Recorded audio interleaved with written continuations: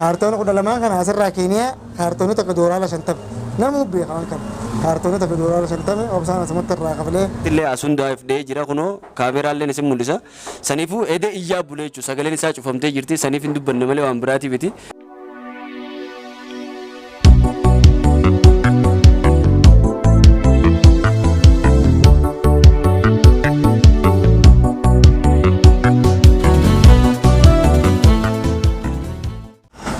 جرتو السلام عليكم ورحمة الله وبركاته وردفتوتا في دعوتوتا المان أورومو الدنيا تنرئيرتن هندافو أكما بيكاموتيغا فيسبوكي في غرتي بكادات سوشال ميديا قبتي وبليسا هنيا خغرتي برنوتا أدادا نوفكنا توري يوتيوبر كسمتي سوشال ميديا غنرا نما بيكما توري وفا المدين برنوتا قفامتي وان هدو غرتي المان أورومو بيا لبنان كيستي بيا كويت كيستي بيا سعودي عربية كيستي بيا يمن كيستي بيا عربا خنا كيستي هدو ركتشا توري كسمتي وفا المدين غافسن وريغم قدوا خفالي جوليسن لبو باسا نما غرتي دعاف غرتي مالك اندر مرتيسن أورومو نكا غرغارتو غودي harka baasaa ture obsa maddiin arraantana nama gartee seenaa guddaa nu biraa qabu akkasumatti gaa Facebook social media kanarratti hedduu faffacee jira footoon isaatii fi viidiyoon xiqqoon takkalleen namuu numa beeka gurraa qabdan jechuu obsa maddiin akka dhukkubu obsa gaa hunnoo dhukkuba isa dhukkubu gaa obboleessi isaatiis nu bira jira maal ta'ee dhukkubee hajoo obboleessaas ni gaafannaa obsaan qooda guddaa nuufi ilmaan Oromoo hunda biraa qaba keessaafuu nuti faanga akka yuutubaraatti akka obboleessaatti wajji nyaannee wajji barannee wajji as geenye rabbiin gaa akka fedhe qabaa har'a obboleessa keenya obsaa nurraa qabamee jira kanaafuu gaa waa hunda haasa'uu dura mee akkamitti obsaa maaltu maal ta'eeti akkana ta'uu danda'e waan jiru obsaalleen gartee dilas haasa'uu danda'ullee yoo baate obboleessi isaa maammeen nu biratti argama mee maammee gaafanna maammee obboleessi kee obsaan wajji biyyarraa agartee Suudi Arabiyaarraa dhuftanii qubattanii obsaan maal ta'eeti gartee akkana ta'uu danda'e rakkinni kun kan irra dhufuu danda'e maal ta'eeti mee السلام عليكم ورحمة الله وبركاته المان رمو خبيا خيسا في بيالات ترجمتر سلامتان تيجتون رابقاته بكم جرتت سناجيسو خانين جتشو بعدو كم بليسة خلينا سفيان نجافتت أبصا واني سموتته نبي كم أبصا خنان دراس يوتيوبر رمو تورة بيا سعودي عربية راولمان كبامنة جلة جرا بيا خنا دفنة إرجع جرا بيا دفنة في الفنة تناخيست كوبانة هوجي يوتيوبر سنتنات هوجي جماع غوغا إيجالة جماع غوغا وجتشا تورة باركم الله ما في ودساجل ديسمبر بيا خنا جلة نتخيل جلة باركم الله ما في ديدم باتي صدفة كره يقله أتيارا جركبه يقلسن وجي جماعة اتفقنا الرافع هيدات الرد وجتات الرد دمرت خمارة ما في ديسمبر كارتون ديدم تربة بكتة الراقبة ما جرب يجي فرنسا بافنا أما تهارا أنت دايركتين كبا جيه نمني سبب سابني سات وكو إنجليز جرو ساب مالي أكو بريسات وجتورة برديرا وجخا وجتورة إيسا سبب ديسمبر خنا باتي دوما خنا ميشان فتة شمتو هنكا دنديس وهنكا بربادي ميشات تنا جيري وبصار سوان جا هوجي تنا ويوتيوبات في الميديا ماله هوجي جماعة خنا خيسان بينف ميشا كجرتو تتجنك يارو جنك باتي خارتونا سجلي وبصار تكبر جه ديبيت خارتونا ديدمي تربة تدبله نكبامه ديبيه خارتونا غلا تربة تدبله نكبامه أجيبه دان خرّا فرنسا كون همار جي غير إسحاق غير غلي غير أبلي سخينا خنا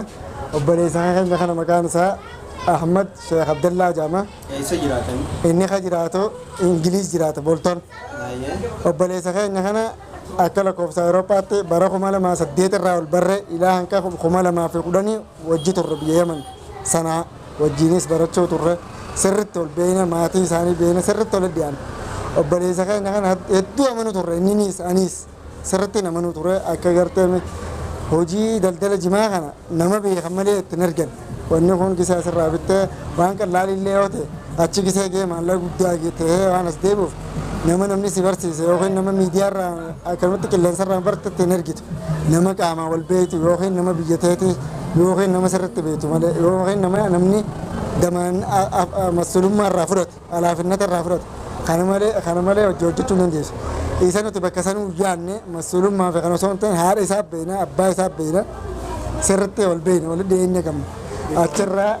Achirraa kan mijoo ta'e aboo eega hojii tana eegaltan ani hojii tana nama sirriitti dalaguu faransatti argitan qicaqicaan gurguruu nama jilma gurguruu maallaqa keessa yoo warra na bira ga'ee guyyaa lammadaa kan isin biraan ga'u ta'a warra hara biraatti hin dararaminaan hojii hojjedha akkas aboo eega akkas taate naan jenne Ahmad nama amanu namaan hedduu amanu namaan akka obboleessa kiyyaa jaaladhu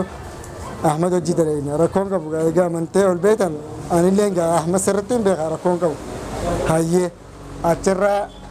ummata Aljeeriyaa tokko kan inni duraan hojjechaa wajji ture ummanni Aljeeriyaa kun Aljeeriyaarraa waan akka baala shaayii waan akka dawaa habashaa kana gartee mukkeen giriina kana gartee mukaa kadara kana kaampanii qaban kana biyya Ingiliizitti ergan kana keessa baala shaayii fakkeessanii naa baasanii jee meeshaati har'aa mata dheeraan dalagu jira takkaan har'aan qabamna akkas yaayee meeqasitti argina amma yeroo duraatiif kaartoona ja'a kana natti ergaa jee kaartoona ja'atti ergine jimaan kun tiraaka qaba akkuma waa hunda gartee makiinaan taargaa qabdu waa hunda qabdutti taargaa qaba jimaan kun tiraaka qaba tiraaka irratti jimaa kana dhaalaa ture eessa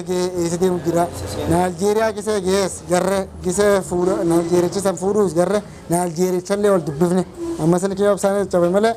sagalee Naaljeerichaa fi barreeffama Ingiliffaa wajji dubbanne ragaa hundaa jira Naaljeericha fuudhe meeshaa fuudheetiin jira saamne keessan Ingiliizii na dubbisee jira maallaqa sana irratti ergee jira maallaqa isaa irratti ergee Naaljeerichi baasuun maallaqa sana irratti ergee jira natti isin jarjirana meeshaa ashageetiin akka meeshaati yaa fakkeessee meeshaa teessan tana niin beekaa akka diraaka taate tiyya tana fakkeessee achi baata hayyee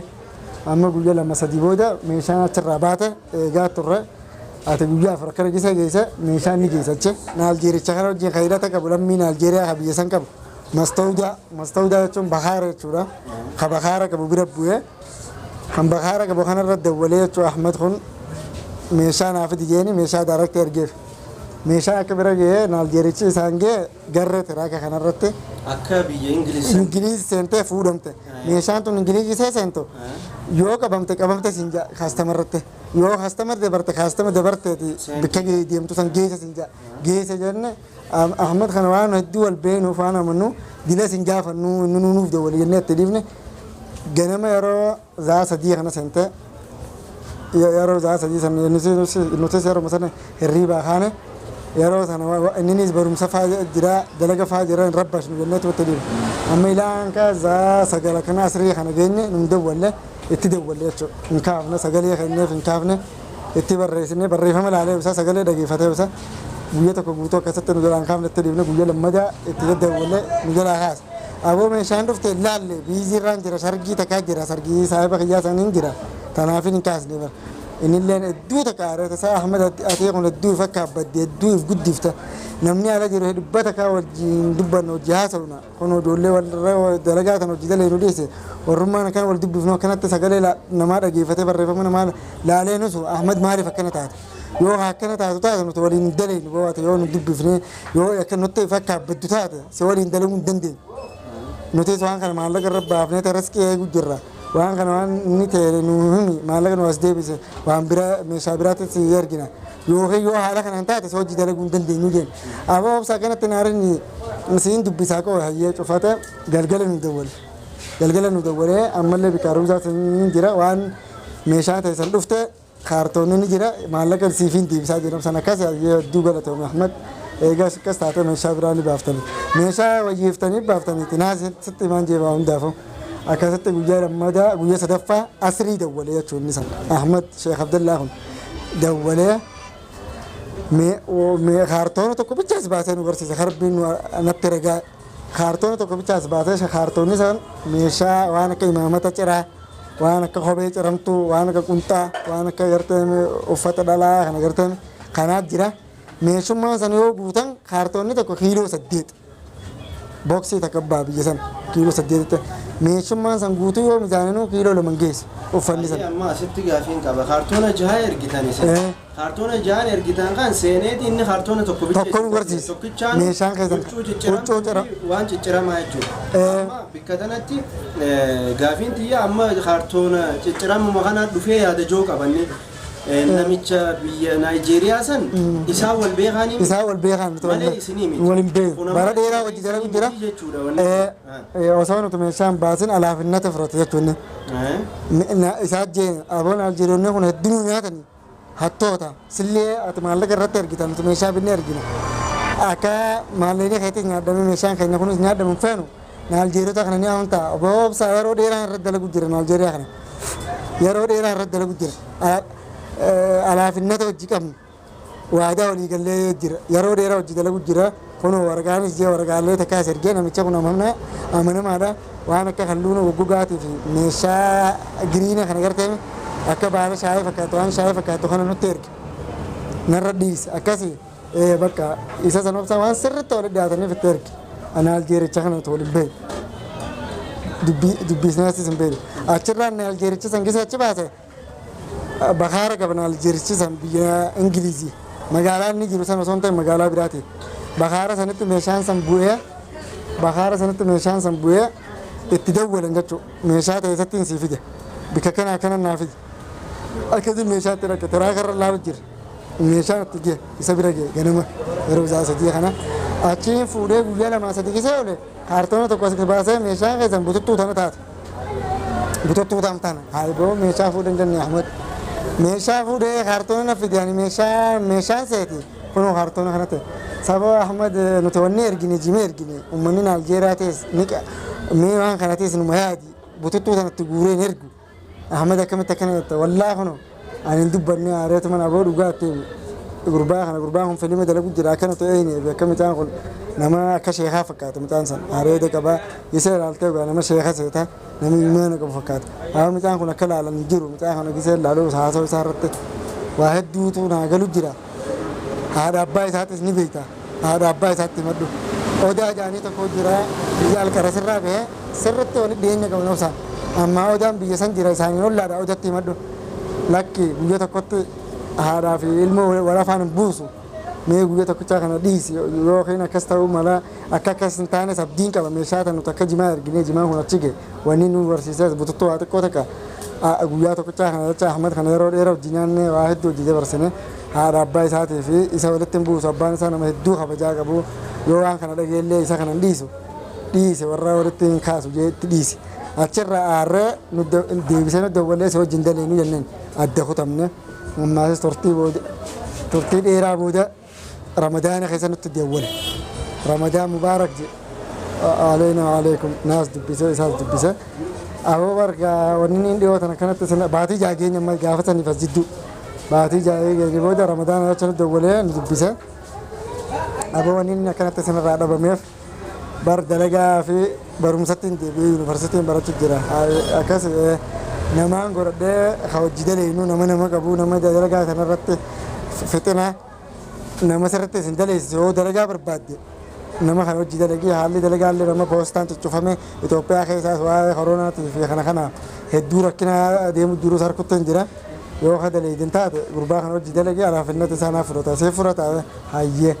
amma gurbaan biyya kamirraa meeshaa baasa biyya keeniyaarraa baasa akkas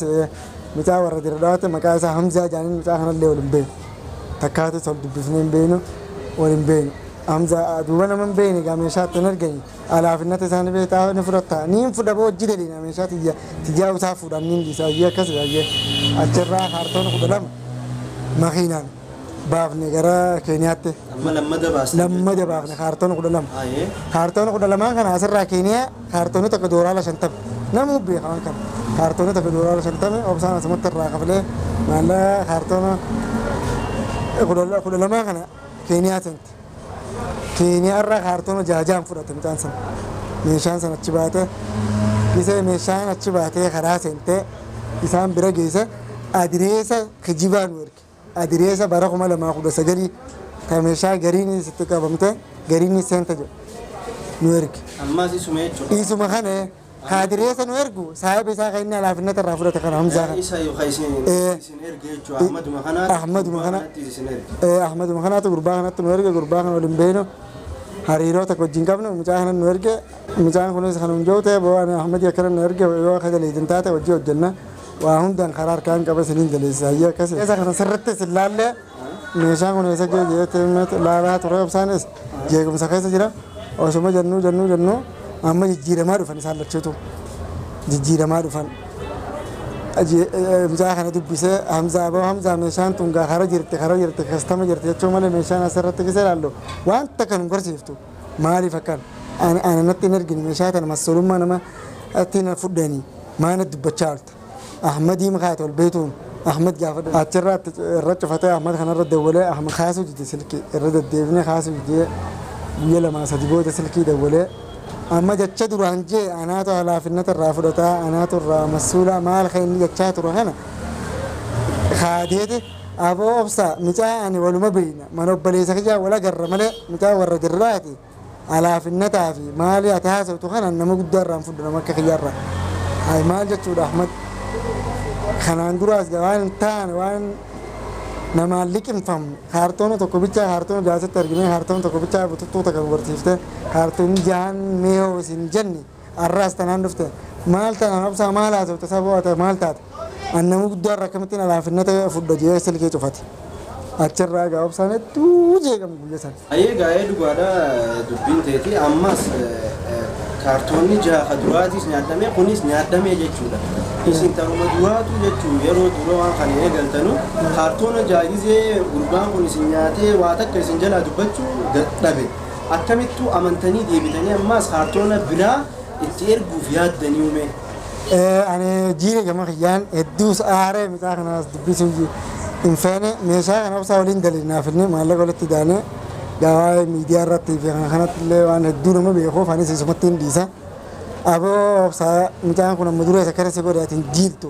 maaliif itti ergita lammada micaa kana hojii aboo dhiisin abbeeka ahmad akka mallillee yoo ta'e ahmad akka obboleessa kiyyaatti namana akkasitti si daranitti namana isaa fi obsaa yaasin jaanii ni beeyta micaa yaasii mutawwa sirritti hojii turre sirritti hojii barachaa turre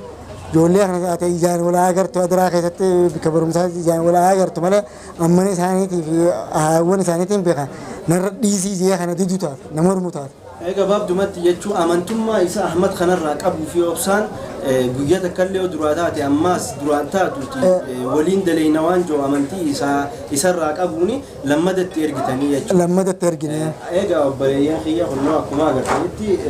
obboleessi keenya obboleessi obsaa jechuun maammeen inni hajoo kana Ahmad hajaamtu ammoo waliin beenu garuu ilma Oromoo yoo taate yoo gudeeda Oromoo irraa dhalatte obboleessi keerraan tana waan kana rabbii fidee rabbiitu godhe atis gartee bikka tana yoo rabbiin barbaade hin hanqattu ammoo yoo haqni mucaa kanaas bira ka jiraatu taate akkasumatti illee lammiileen Oromoo sagartee magaalaa Ingiliz keessa jiraatan haqa obsaa kana baaftanii fi gartee obboleessi kee akkanatti gartee mooraalii hojiif qabuuf inni ka'ee gartee sitti ergeessi waliin hojjechuudhaaf hayaalii godhee ture mooraalii isaa kana irraa tuutanii akkanatti gartee hojiirraa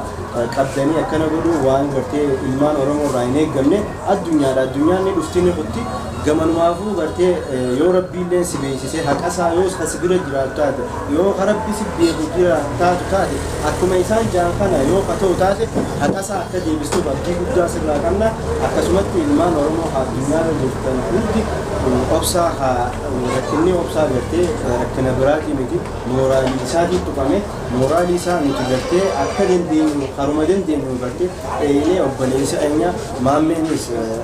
akkaawuntii isaa maxxansee jira akkasumatti akkaawuntiin takka biraa obsaatis maxxantee jirti akkaawuntii lamaan kanarratti mooraalii obboleessa keessanii eeguudhaaf akka tattaafatanii ammaan tana nuti baroodatti argamne kanaaf waa'een yeroo jechuudha waliin biyya baroodaa kana dhufne obsaan haaluufi maaliif obsaan obboleessa keenya nama hedduu wajjin nyaanne har'anni asii rakkachaa nuti achi bashannanuu nurra hin jiraatu waan ta'u kana mee laalleetu nutiis akkasii waan dandeenyu uummata Oromootti iyyinaafi jenneeti haa dhufne bika tana akkasumatti gaa obboleeyyan keenya kana ammallee baroodatti argamna garuu ammoo ammaan tana nama sheekaa cimaatu jira jaameeti quba qabaatanii gartee dawaa isaa tana akka gartee wal faana fudhatee waan hunda fayyaa isaa duraanii deemuutti akka gargaartanii hangaa kanaasee timee ijoolleen namni biraatis hedduu jira yaasiinis kaameeraa qabee jira gamanuma hangaa kaameeraa yaasiin irraa hin fuudhamee innis waan inni jiru maal waan isa fakkaatu haa dubbatu yaasiin ol dabalu. akkasitti kabajamtootaa fi hordoftoota keenya baga jiraatan ilma Oromoo warreen addunyaa marra jirtan akkasumas illee warreen biyya keessa jirtan arraan tana naa fi obboleessa kiyya Saffaan Mahammad Finfinnee irraa ka'uudhaan magaalaa Boroodaa ichitti argamna keessattuu daangaa Harargee Baatii fi Harargee Dhiyaa jidduutti jirra obboleessa keenya Obsaa Ahmadiin osoo akkanan ta'in dura namni ilma Oromootiif sagalee ta'ee dhalaalee yookaan kan ammoo dubartiilee mana Arabaa direetu kan maallaqa didanii yookaan kan ammoo maallaqa dhoorkatanii tafooqii irraa darbuuf kaatefa tan gaazee fi qabsiisuu kaatefa sagalee ta'ee fi akkasitti isaan kana baraaru ture jechuudha. Saniifuu kabajamtootaa fi hordoftoota ilma Oromoodhaa akkasumas illee hordoftoota keenya arraan tana Obsaa Ahmadiin akkana ta'ullee boruu fayyaan isaanii deebitii fi akkasumas illee wanni jaamee jira. Obboleessa keenya kan Ingiliz keessa jiru yookaan kan ammoo London keessa jiru yoo dhugumaan ilma Oromoo taate yoo dhugumaan Rabbi sodaatte qabeenyi ni dhufa ni dabra jechuudha. Qabeenyi yoo qabeenya Alaamuddinii fuumaan goone Alaamuddin arraan tana mana hidhaatti suuditti hidhaa jira jechuudha. Saniifuu obboleessa keenyaaf haqa isaa kasibire jiru osoo irraan hir'isne osoo itti ni daane yoo deebisteef akka mataa kiyyaatti gammachuun natti dhaga'ama. Akkasumatti illee ilma Oromoo addunyaa mara jirtan wal bira dhaabbatanii wal gargaarfatanii ichi booda obboleessa keenya akka fayyistanii jaa maaliif jennaan Saffaan akkuma gaafatetti obboleessa keenya rakkina biraa osoo hin ta'in nama biyya namaa keessa hedduu ture warri isaanillee haadhaa fi abbaan isaa Yemen jiran obboleeyyan isaa hundinuu biyya Yemen wajji turre hiriyoota kiyya obboleessi isaa Obsaallee Yemen ture innillee Yemen ture jechuudha. Jireenya isaa jijjiiruu fi karaa Suudii deemee Suudii irraa akkasitti illee jiruun biyya namaa jiruu biyya namaati. Jiruu biyya namaa dadhabadhe jechuudhaan biyya galee jechuudha. Namummaa YouTube kana akkaataa nuti yoonii fi waanurraa dogongore yookaan ammoo akka nu gargaaru ka ture Obsaa keenya jechuudha arraan tana Rabbiin isaa fayyisu. Nuti illee akkasumatti illee hiriyaa guyyaa bal'oo qofa osoo hin taane guyyaa waa qabdu wal bira dhaabbattu qofa osoo hin taane hiriyaa guyyaa rakkoo jenneeti biyya kana dhufne karaa dheeraa deemne akkasumatti illee innillee obboleessa keenya wajji turree Yemen wajji turree Yemenitti wajji barachuu turree jechuuf jimaa kana sitti erge malee silaa nama hin beekne taate sitti hin ergu jechuudha. Waanni hiriyummaa waanni biddeena guyyaa tokko qoree wajji nyaatan si'aa qabu maallaqa isaa osoo irraan hir'isne osoo itti ni daane deebisiif jenna. Akkasumatti illee warreen addunyaa mararra jirtan Obsaa warreen gargaaruu jirtan hedduu maqaa uummata Oromootii fi maqaa qabsaa'ota Oromootiin galatoomaan isin jaa gargaarsi isaa mooraalii isaa ijaaruudhaaf akkasumatti illee hanga inni fayyuu akka biraan dhaabbanne akka bira dhaabbattan kanaan isin dhaammadha. Maaliif nuti miliyoona 50 wal bira dhaabbachuu qabna akkasumatti illee gaachana walii ta'uu qabna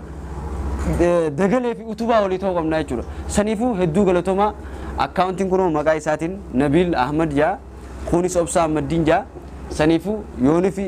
bilbila isaatis isaa bira jira obboleessi isaati arraan tana obboleessi isaa kagaraa tokkorraa haadha tokko gudeeta tokkorraa hojjibaani isa dubbisuu dandeessanii maammee jaamanni Rabbiin fayyaa isaa deebisuu fi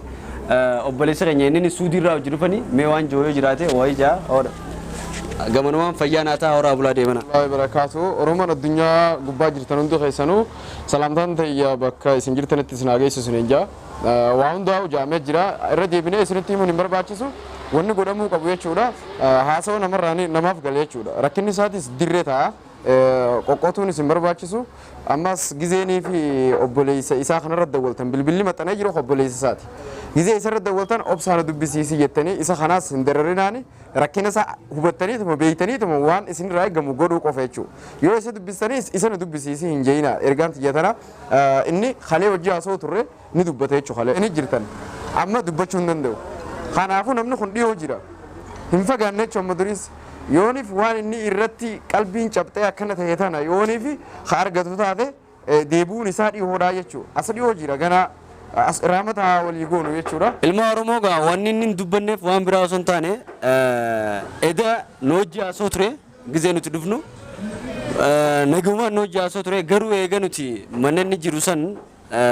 bikka waan wanta nuun jenneef jecha bikka bultii ooluma san mana adeera isaa dheyne haa ta'u garuu halkan keessatti kaateeti ulaa hundee cabsee ulaa sanillee